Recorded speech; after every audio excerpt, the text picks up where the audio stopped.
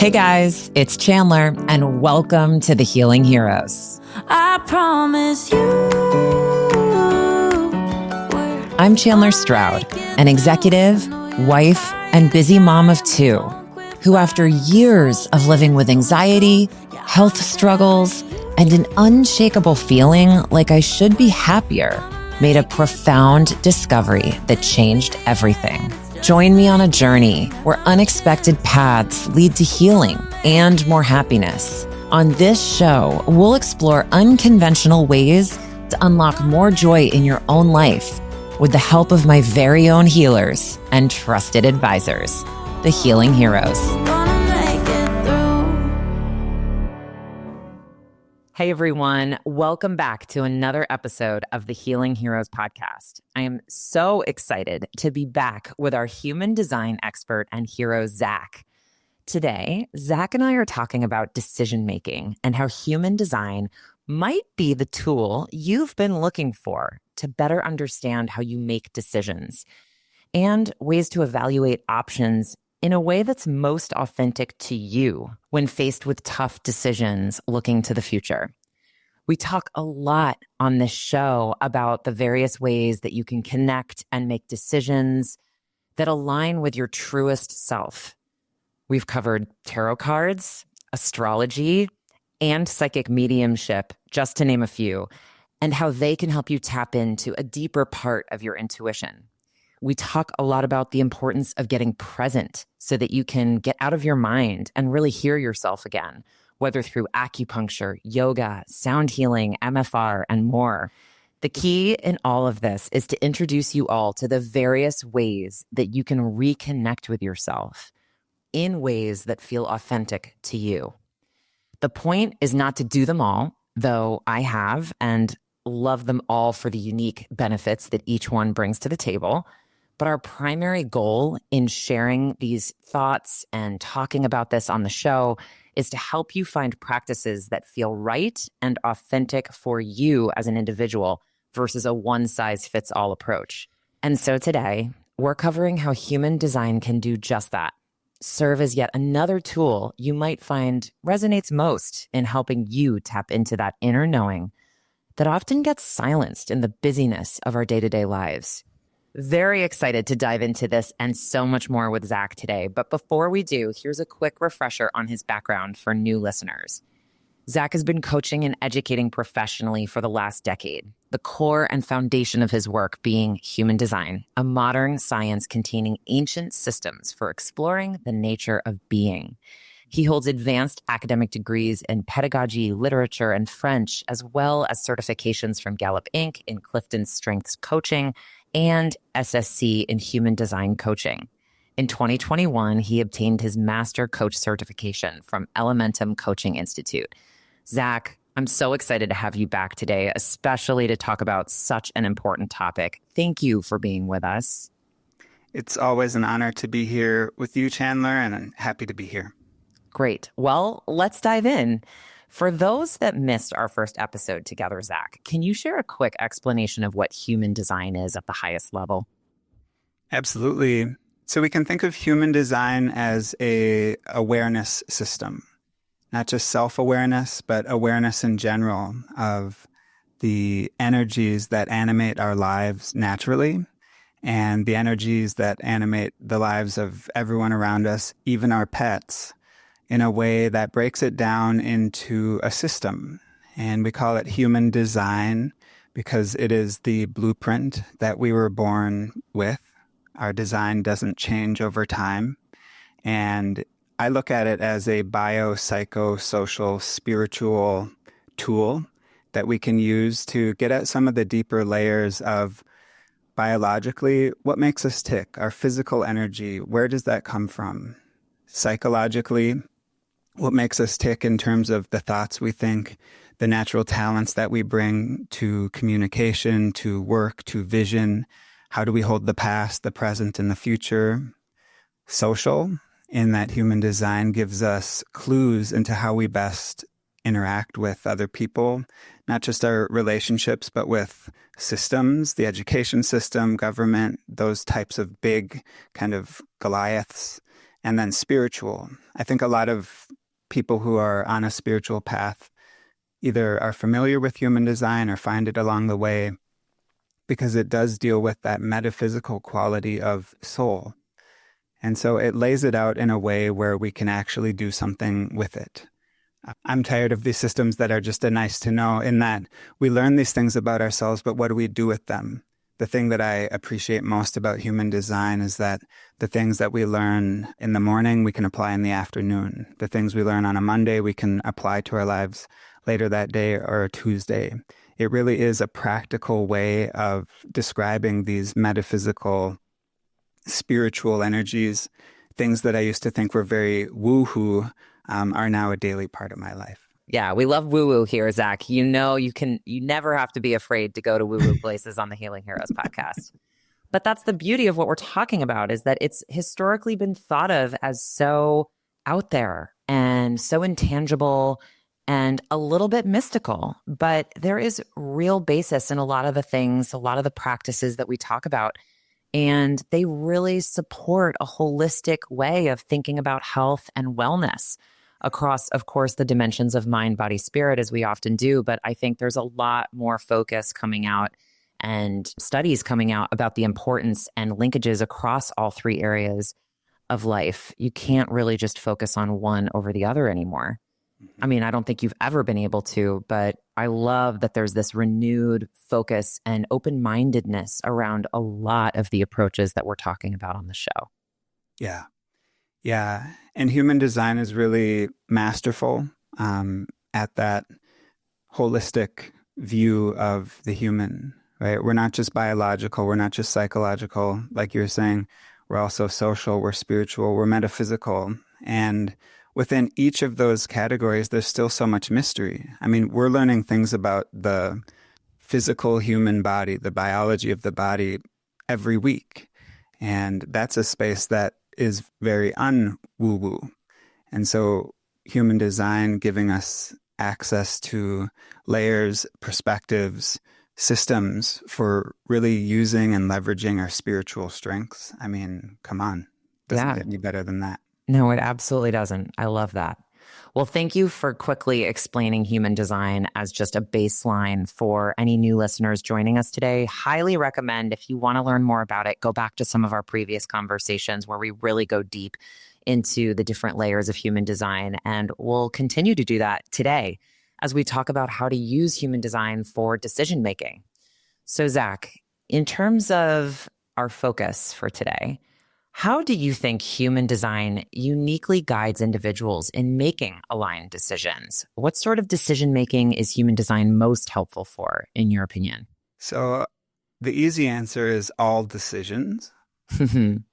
The practical answer is medium to large decisions. What I have found is that I can use the wisdom of my human design in any decision, but really where I've found the rubber meets the road, where I'm actually able to see, wow, there's a difference between the old way of doing things and the new way of doing things, is in an emotional decision, an interpersonal decision, or a big decision like, do I leave my job? Do I leave this relationship? Do I take this job? Do I enter into this relationship?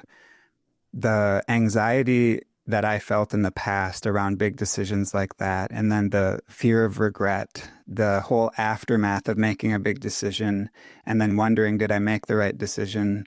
All of that was brought down from a 10 to, I'd say, a 1 or a 2, simply by using some of the big, easy, tangible moving parts of human design. And if this sounds too good to be true, I would challenge that by saying, try it. Because human design is a system that's meant to be experimented with. It's not meant to live between our ears theoretically. I love that. I think I've even always thought about human design as aiding in big decisions before you make them.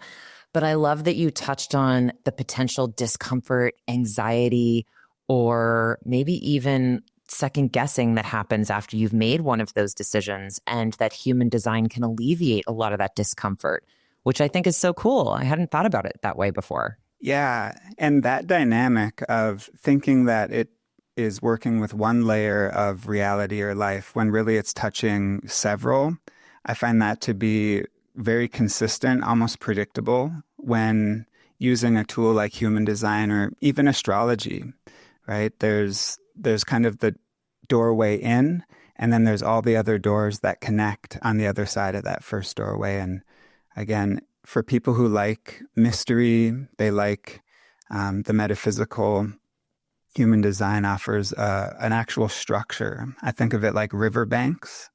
We've got the water, which is the energy of life. And then we've got riverbanks that are directing that water in a structured way. Oh, love that analogy. That's beautiful. We'll see if we can come back to that later in the conversation. Can you break down the primary decision-making authorities in human design and how they function? I would assume that that has a lot to do with the ability to make some of these larger professional or interpersonal decisions you're referring to. Yes. And so just like in astrology, there's 12 different signs.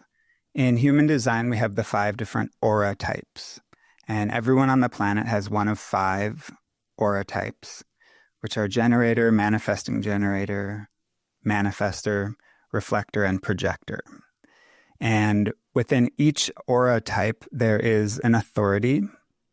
And some people have a solar plexus, an emotional authority. Other people have a sacral authority or a splenic authority. If you're unfamiliar with what that is, I think of it like we have a little brain inside of our body that is designed to help us make decisions. And it's not in our head. And so we've got 8 billion people in the world. If you're like me, you were kind of conditioned to try to make decisions with your brain, with the mind. And human design offers a little shift in that perspective, that the real wisdom lives in the body. And then within all of that, each type has its strategy. And the strategy is really where we are designed to make our big moves, make our decisions from, guided by the wisdom of the authority. And so, Chandler, if I can use you as a guinea pig. Please. So you have what we call a solar plexus or an emotional authority. And some of the characteristics of that are making decisions based on the emotion, the feeling, not so much like the gut intuition, but the actual feeling, the emotion. Am I angry? Am I excited? Do I feel peaceful? Do I feel frustrated? I have a different kind of authority. It's a sacral authority. I'm designed to make decisions in the moment based on just like a gut urge. I'll feel like a solid yes or a solid no, and then I move on from there. Other folks might have a splenic authority, and they're designed to make decisions based on almost like this symbolic flash of information that comes into their head that signals one way or another if something is correct or incorrect for them. And so to recap on that, we all have a type. It's an aura type. Within that type, we have a strategy. And that strategy, we'll talk about here in a second, is the real decision-making compass.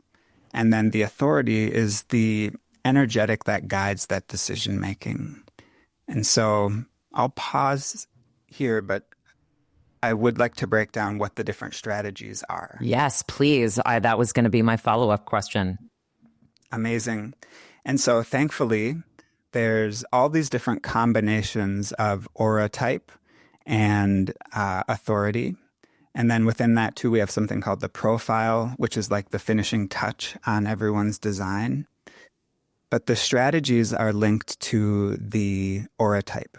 And for example, 70% of the world right now are generator types, Guilty as charged. Either generators or manifesting generators. And our role here on Earth is really to build things. It's to use our life force energy to go out and create, not necessarily to reinvent the wheel, but instead to take the wheel and do as many different things that can be done with the wheel as possible. And then inside of that, we have the manifestors, which are 9%. And they're here to initiate. They're here to invent the wheel. They were the ones who invented the mousetrap. Manifestors are here to lead and initiate. Next, we have the projectors, here to guide, here to really go beyond the surface and offer up wisdom from some of those depths. We have reflectors, the final kind of pure type. And reflectors are here to offer a reflection to mirror back to us the state of the individual and the state of the collective.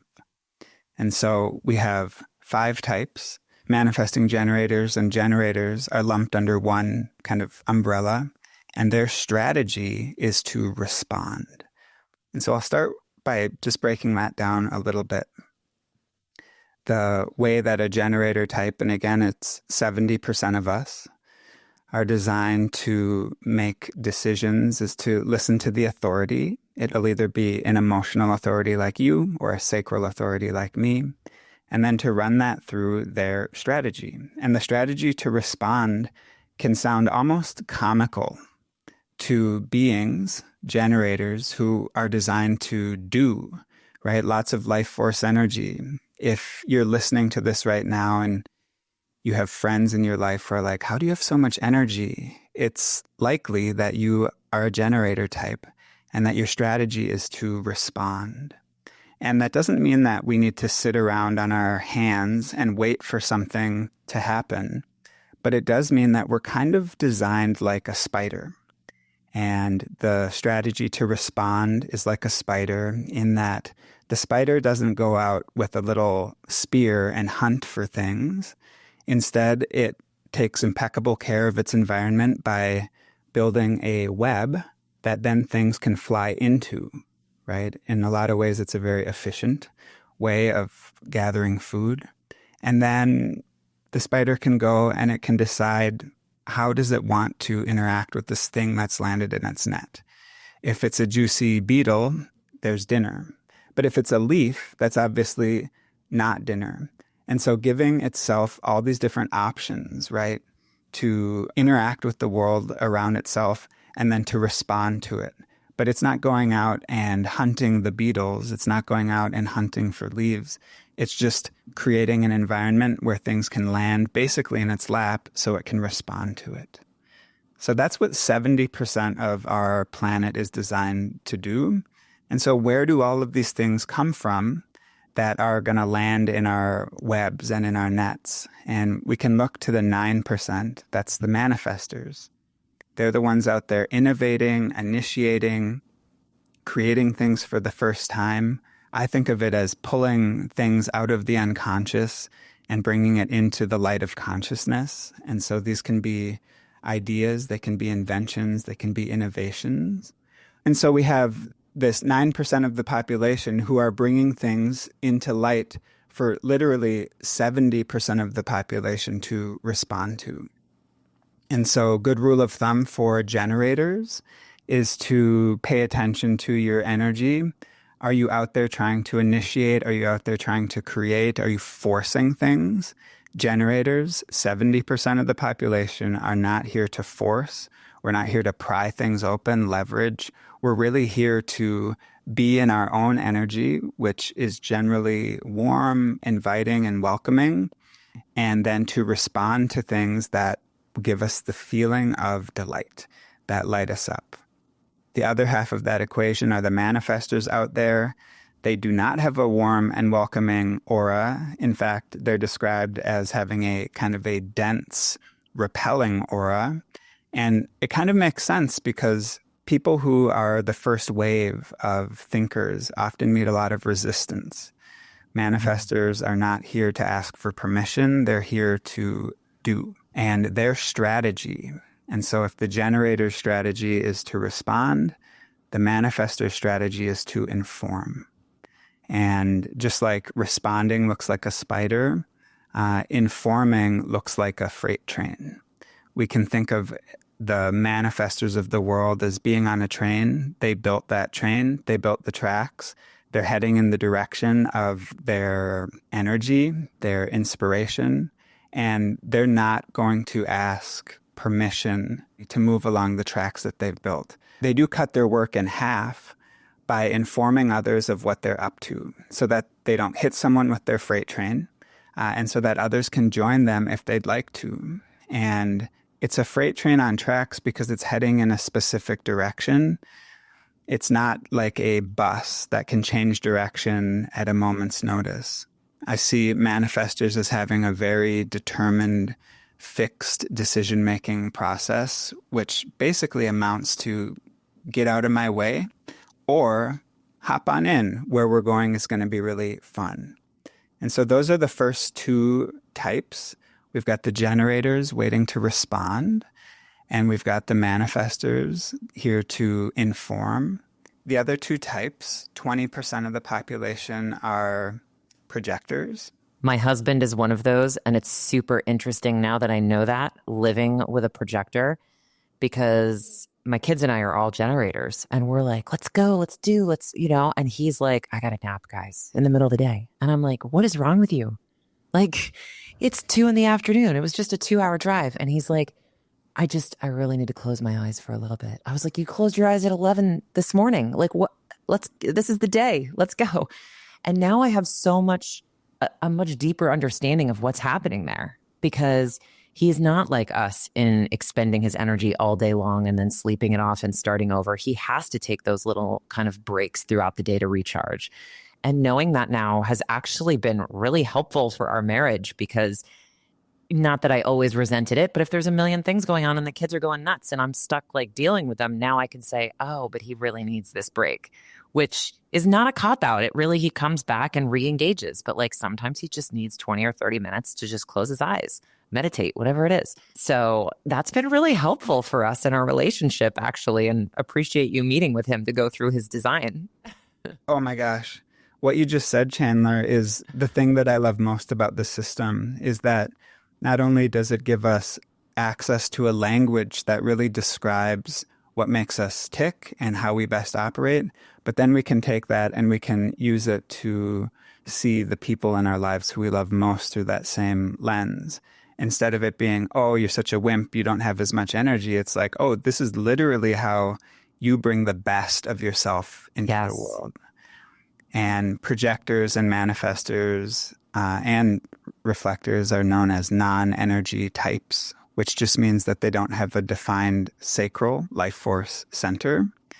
And so because there's 70% of us that do, we kind of take it for granted that everyone is that way. And just the really tangible, compassionate reframe that is offered in human design, I think just at that level can be life-changing. Yeah, it really has been for me. I see him differently. It just doesn't bother me as much anymore, and I understand what's happening. Whereas before I was like, are you not sleeping at night? Like, what's going on? Do we need to see a doctor? Okay. No, you're just a projector. I get it now. Yeah. Also, so funny. I've always told him his calling was like to be a professor or someone who teaches, because it comes so naturally to him. So to also understand projectors as guides was like such a light bulb moment for me, because it was like, no matter what he does, he's going to be a guide. He doesn't have to be like an academic coach or instructor or mentor to achieve that. He's doing it in whatever line of work he's doing anyway. Yeah. And that's the part he seems to really enjoy, is mentoring, up and coming guys in his firm or company or whatever. So just another interesting aha moment I had knowing his type and seeing the projector generator in action, and especially with the kids being like more like me, it's really helpful to have that basis of understanding. So thanks for that. Yeah. When you bring up a good point is, what's the difference between a leader and a guide? And we can think of manifestors as being the leaders and the projectors as being the guides. Leadership, that's that initiation, that freight train energy. We're heading this way. Are you with me or you're not? And projectors, the guides, right? Their strategy is to await the invitation. And so we have generators waiting to respond. We have manifestors informing. And then we have projectors waiting the invitation. And that simply means that because the projector is so aware, I think of projectors as having X-ray vision. They can see through all the BS. They can see where every gap in a system is working inefficiently. They have this X-ray vision for just seeing inside. I think of like the guts of a system, the soul of a person, and what to them is just like very obvious. To us, it can be really almost disturbing. I had a projector friend who occasionally would say things to me, and I'd be like, whoa, whoa, whoa, whoa, whoa. I wasn't ready to hear that just yet. And can we work on your delivery a little bit? This was before human design. And turns out later that he was a projector. And awaiting that invitation, again, is like a self-preservation technique because they have so much depth, so much insight, so much wisdom. If you're listening to this and you're like, oh my gosh, I do that all the time, right? Like people are offended by the questions that I ask them because like they feel invaded. There's likelihood that you might be a projector. And so awaiting the invitation, it doesn't mean, again, sitting around just waiting for things to happen, but instead waiting for the verbal invitation, someone coming to you and saying, hey, I need your advice, or I'd really like your perspective on this. That's an invitation. Awaiting the energetic invitation, which can be tracking the kind of vibes of the conversation and not going in with the first sentence and telling someone what you're seeing in them, but really cultivating a conversation where intimacy, vulnerability have really found their footing, and then offering that insight, that perspective, or even asking for the invitation. I know a lot of projectors who I work with one-on-one, they practice this strategy by saying, hey, I'm noticing a few things here that I'd like to share with you. Are you open to hearing them?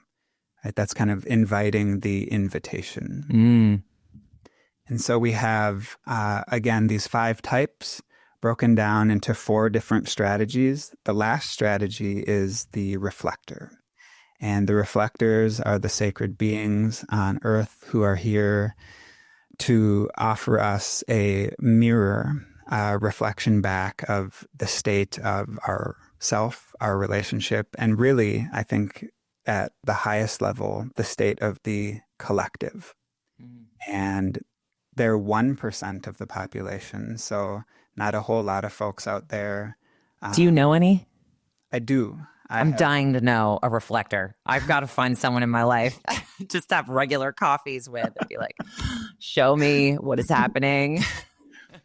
Well, if you ever want to have a reflector on here, when that day comes, I can connect you with a few people, and they're fascinating beings. And again, the wisdom, the structure, the system of human design, I think for somebody who is in 1% of the population is often even more useful and more practical than for us, 70%. Totally.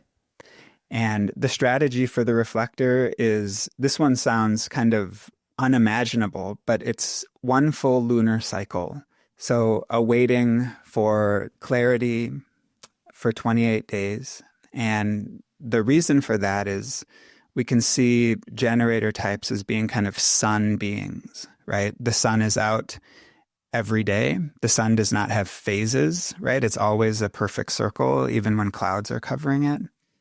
The energy of the sun is warm, it's light.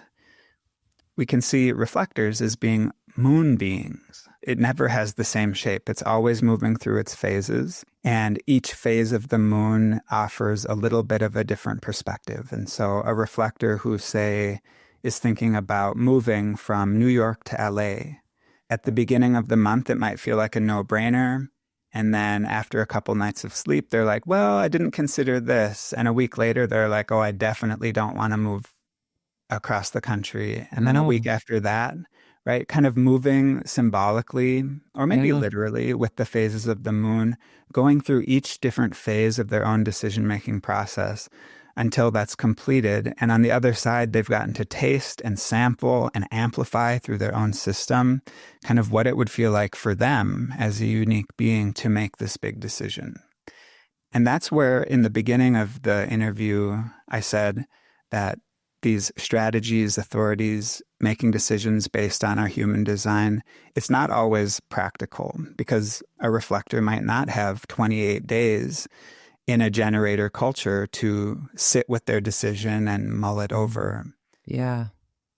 even someone with an emotional authority like you, one of the rules of thumb there is to sleep on it, right? If we're being asked to make a decision, the solar plexus wants to take a little bit of its own time to digest, to process. A sacral being, I really am kind of built for the pace of our world.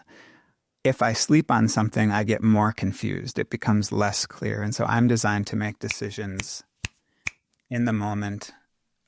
That's so cool. So that's so helpful. Like, and I'm sure listeners are hearing this and thinking, I mean, you could really miss your decision-making window if you're making decisions from your sacral authority and you hear that immediate yes, no, but you're like, no, I should sleep on it because that's what I'm told to do. And you take a couple days and then you've missed that gut instinct.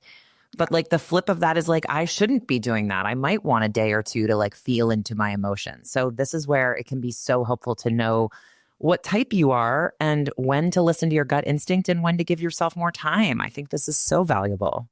Absolutely. And that example that you gave is spot on. The Einstein quote, I think it's attributed to him. If we judge a fish on its ability to climb a tree, it will spend its whole life thinking it's stupid or incompetent. And human design offers us something that we can actually practice and explore and get firsthand data on for, are we a fish? Are we a monkey? Are we an elephant? So that we're not walking around comparing ourselves apples to oranges. It really does take a huge psychic and spiritual load out of circulation so that we can develop and gather our own data with our senses. There's nothing theoretical about human design. There's nothing that can't be tested. And type, strategy, authority are the biggest places where we can go to actually collect that data ourselves. That's so helpful for everyone, Zach. Thank you so much for going deep into the strategies, the authorities, the types. I know we've done it before, but I felt like that was a really succinct part of the conversation. That's just a really good refresher for those that have heard it and a wonderful foundational understanding for those who are joining us for the first time. So thank you. With respect to decision-making and some of what we were saying earlier, what are maybe some common misconceptions people have about decision-making within their type or authority? Is there anything specifically you'd call out or flag that you've seen people get tripped up on? I think you gave a really solid example of what that process can look like. And it comes in the form of conditioning. And so human design is very surgical in helping us identify where culture or family programming has conditioned this essence or attempted to condition this essence out of us. And so I will use myself as the example here. I have, again, a sacral authority. I'm designed to make decisions in the moment.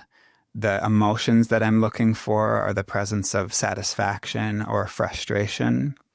And people will ask me, how do you feel about this? And I don't really have a feeling about it. I have the gut sense about it. But I would go in and I would completely dismantle my whole decision-making process, looking for the feeling, judging myself on why I can't find a specific feeling to associate with it. Beyond, for me, it just feels right. It's a solid yes. It's a hard no. And I wanted to go and deconstruct that because I dwell in these personal development realms where I hear probably every day about the importance of feeling my feelings. And that looks a little bit different for a sacral authority than it does for a solar plexus authority.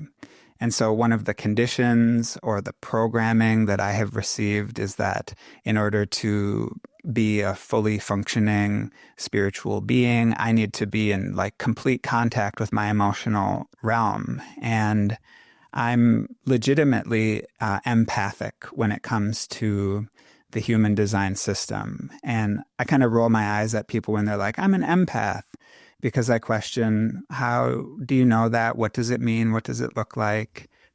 I'm empathic simply because I have an open solar plexus. which means that that chakra, that energy center in my system, is functioning like a microphone. I'm constantly taking in the emotional energy that's around me. I'm sampling it through my system, and then I'm amplifying it to experience it myself. But I personally don't always have 100% clarity if what I'm feeling is mine, or if it's the person next to me, or if it's somebody across the world beaming energy at me. Like, I just don't know.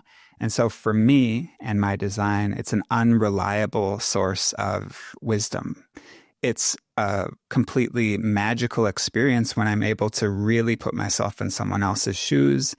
As a life coach, I think it's a pretty good skill to have. But at the end of the day, my decision-making happens in the moment. It happens in an urge or an instant.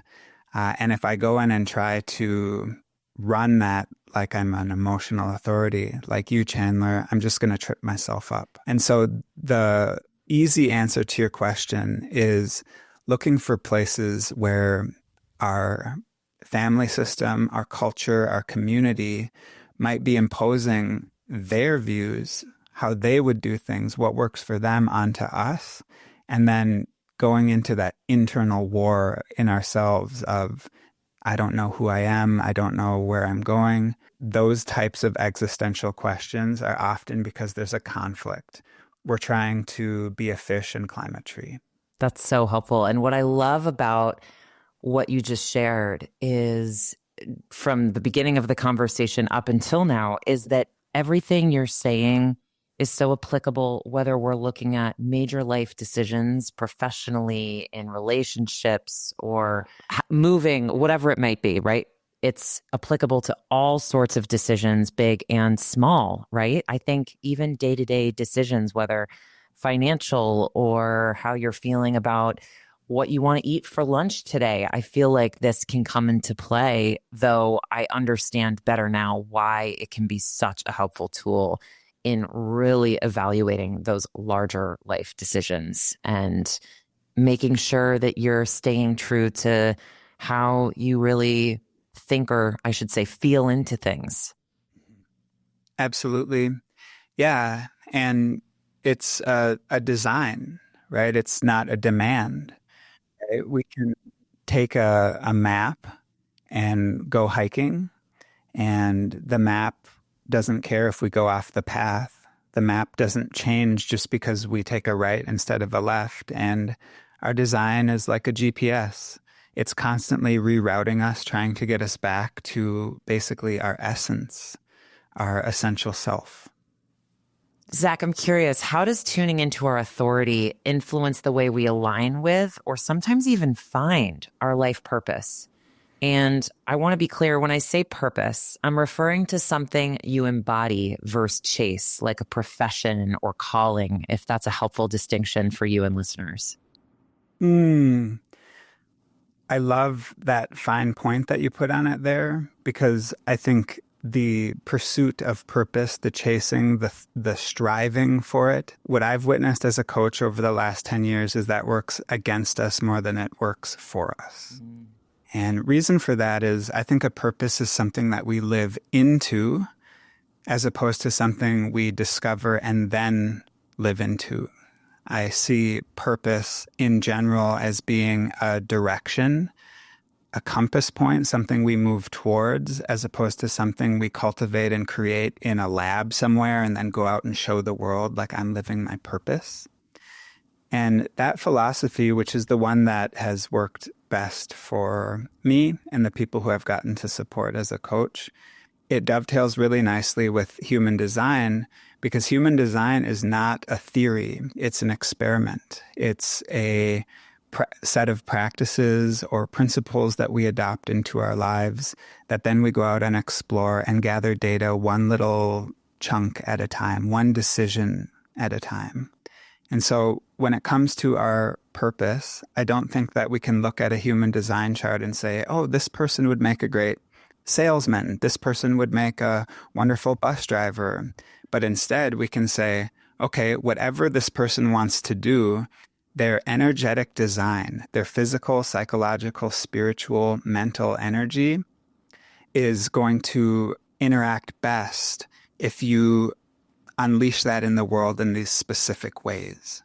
And so breaking it down, instead of the what is my purpose, we can look at it as to how can I get clear on my purpose? And again, human design, if we are a fish and we have been trying to be a giraffe, right? It's going to be frustrating. We wouldn't even have time, energy, or space in our lives to think about purpose because we'd just be trying to keep up. And so when it comes to purpose, I have found it most practical to think of it as a direction, a vision that we move towards instead of one specific thing. And then within that, not asking what is it, but how can I get more clear on that? How can I get the next breadcrumb? Where can I find the next lily pad to jump to? And a cheesy thing that I've kind of lived by these cheesy Brescian's maxims. We love them here. We love them. Keep them coming, Zach. Is that confidence and competence are not prerequisites for starting, right? We gather confidence by doing, not by thinking, because we have real life experiences to bounce our projections off of. And then competence, right? I think we've all been frustrated that we're not good at something the first time we try it. Well, we get more confident and more competent the more that we try. And human design is it offers a theoretical framework that invites us into actual tangible experiences through experimenting with these things. And buzzword, nervous system, a lot of folks in our space talk about the nervous system, and the nervous system doesn't speak English, right? That's why if we're nervous about something, we can almost never talk ourselves out of it. We actually have to have an experience that rewrites that nervous system information, right? We are worried about being embarrassed in public speaking because maybe that actually happened at one point. We're carrying around the felt experience of that embarrassment in our system, and we can't talk ourselves out of it until we actually have a different experience. And so again, taking it out of theory, taking out of like a mental processing and bringing it into the world, that's really what I've found is the quickest route to discovering, embodying, like you said, our purpose. Thank you for sharing that, Zach. For listeners new to human design, Zach, what's one small way that they can start experimenting with their authority in daily life? I love this question because we don't even need to look at our human design chart to dive in.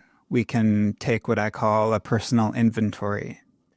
And it can start with just a journaling session or a free writing session where we look at the presence of certain key emotions.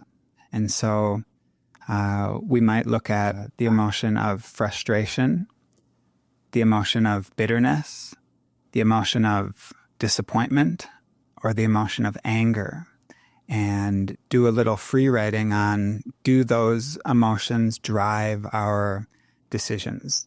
How do those emotions show up in our lives? Then another journaling prompt is to get clear about what is our physical energy like. You described your sweetheart as having a different kind of energy reserve than you do. And we're not talking about emotional energy or mental energy. We're talking about physical energy. If I meet someone on an airplane and we start talking about human design, they've never heard of it before, we can start doing a little human design work without even looking at their chart, just by looking at these key, we call them kind of signature emotions, and how they're impacting us. I'm a manifesting generator, and so I'm often tracking for the presence of frustration and satisfaction. I used to really look for happiness, find your joy, all of these things that are on coffee mugs and embroidered on people's walls. They didn't really apply to me. I wasn't looking for happiness. I wasn't looking for joy. I was looking for satisfaction. And so those are also elements that are just like highlighted. They're huge key parts of the chart. And so beyond that, the next thing that I love to share with people is that human design is free. There's nothing to buy. No one owns it in the same way that no one owns astrology. I think of it as the creator of human design channeled it through his system and then offered it as a gift to humanity. Of course, there's coaching, there's programs, there's courses you can buy, there's books you can buy. But really everything that you really need to get started is available for free online. You can even check out human design books at the library. I just got my local library to order 2 books for their collection. And I say all of that because we can do a lot, right? Someone who's listening today, in 10 minutes, you could be looking at your specific human design chart. I use a site called mybodygraph.com, and going in and just beginning to explore where your eyes, where your mind is drawn to first. If you look at it and you're like, I wonder what all these colors mean, doing a little bit of research on what do the different colors, the black lines versus the red lines mean in a human design chart. I like to take it in little teeny bite-sized chunks, because if it's not clear by now in this interview, human design is kind of an infinite system. I mean, countless layers, and it's easy to get lost in the weeds. And so short answer to your question is a little journaling exercise about what kind of relationship do you have with your physical and emotional energy, and then pull your own chart. It's free. It's available there 24/7 online. I love that. Thank you for sharing that with listeners who are curious to get started or just dabble and see if human design is for them more generally, or if you're making any sort of decision, big or small, this might be the tool that you're looking for. So Zach, I cannot thank you enough for being with us today. I so appreciate you taking the time and you so eloquently breaking down the different types of human designs and strategies and authorities. I learned so much, even had an aha moment at the beginning, and just thank you for everything. Well, it is an honor to be here. This is a system that has changed my relationship with life, right? Which is a fancy way of saying it's changed my life. And it's helped me really find an empowering frame for my past. And I think that human design, the information that we can find there, it's not linear. It touches on things in the past that can spontaneously reframe or heal us in that moment. And then it can help us find a new frame for how we're calling in, manifesting, creating, co-creating the future. Beautifully said. Thank you again for being here, Zach. We are so lucky to have you. This was such a fun conversation. I can't wait for our next one. And to those tuning in, if you enjoyed today's conversation, please share it with friends and don't forget to follow the show. You can also visit healingheroespodcast.com to get resources, meet the heroes, and share your ideas for future episodes. Thanks for listening, everyone. And remember, be curious, be courageous, and be kind to yourself. You've got this.